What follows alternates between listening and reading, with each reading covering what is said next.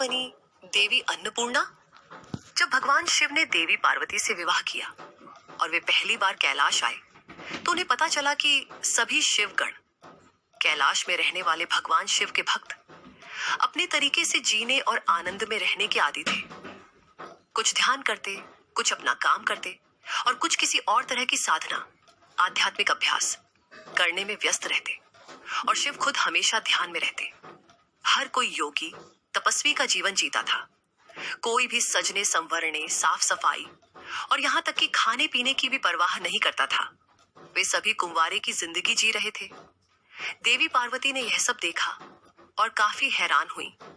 इसे बदलने के लिए उन्होंने सबसे पहले रसोई बनाने का फैसला किया। उन्होंने अलग अलग बर्तन बनाए और एक रसोई बनाई और फिर गणों से कच्चे माल और खाना पकाने के लिए जरूरी दूसरी चीजें मांगना शुरू कर दिया। गणों ने आपत्ति जताई कि उन्हें रसोई की जरूरत नहीं है, क्योंकि वे कच्चे फल और कंदमूल, जड़ें और मशरूम खाने के आदी हैं। गण चीजों में बदलाव से खुश नहीं थे, लेकिन देवी पार्वती ने सभी के लिए पका हुआ खाना बनाने पर जोर दिया। जैसे ही खाना बनाना शुरू हुआ, अलग अलग तरह की आवाजें आने लगी। गणों की बड़बड़ाहट और खाना पकाने की आवाजों ने भगवान शिव के ध्यान को भी भंग कर दिया। जब वे यह देखने आए कि क्या हो रहा है, तो भगवान शिव को भी लगा कि रसोई की कोई जरूरत नहीं है। जब उन्होंने देवी पार्वती से रसोई घर न बनाने की अपनी इच्छा व्यक्त की, तो उन्होंने पूछा, क्या आप निश्चित हैं? हाँ, मुझे यकीन है, शिव ने उत्तर दिया। ठीक है, हम देखेंगे, देवी पार्वती ने कहा और वहां से चली गई। देवी पार्वती प्रकृति सृजन का अवतार है और वे उन सभी चीजों की अभिव्यक्ति है जिन्हें हम देख सकते हैं, सूंघ सकते हैं, छू सकते हैं और महसूस कर सकते हैं। जैसे ही वह चली गई, पके हुए भोजन की सुगंध कैलाश में फैलने लगी, जिससे सभी गणों को भूख लगने लगी। जैसे ही उन्हें भूख की पीड़ा महसूस होने लगी, शिव को भी वैसा ही महसूस होने लगा, क्योंकि भगवान को वही महसूस होता है जो उसके भक्त महसूस कर रहे होते हैं। दूसरी बार शिव का ध्यान भंग हुआ, क्योंकि उन्हें अपने अंदर बढ़ती भूख देखकर आश्चर्य हुआ। उन्होंने गणों से पूछा और पाया कि सभी को भूख लग रही है, लेकिन जब वे रसोई में गए तो उन्होंने पाया कि वहां कोई भोजन नहीं था। भगवान शिव करुणा के अवतार हैं। चूंकि उनके भक्त भूखे थे, इसलिए वे देवी पार्वती की खोज में कैलाश से बाहर चले गए, क्योंकि केवल वही थी जो उनकी भूख मिटा सकती थी। पूरी सृष्टि की खोज करने के बाद भगवान ने काशी में देवी को पाया। विश्वनाथ, पृथ्वी के देवता का रूप धारण करके वे देवी पार्वती के पास गए और अपने भक्तों के लिए भोजन मांगा। देवी भी दयालु थीं और उन्होंने देवी अन्नपूर्णा का रूप धारण किया।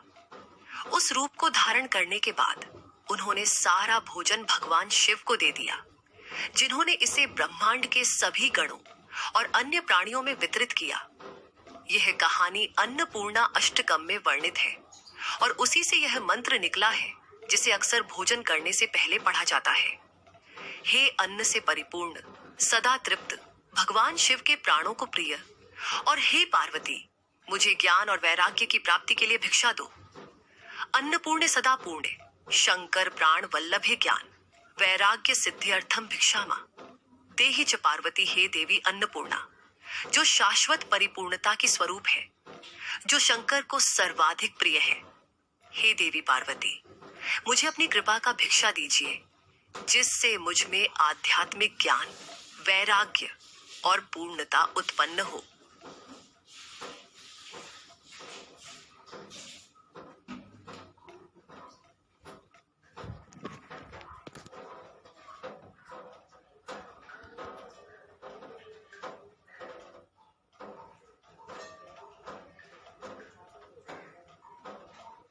बनी देवी अन्नपूर्णा।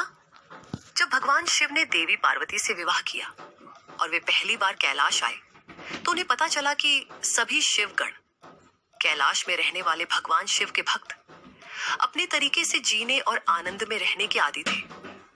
कुछ ध्यान करते, कुछ अपना काम करते और कुछ किसी और तरह की साधना, आध्यात्मिक अभ्यास करने में व्यस्त रहते।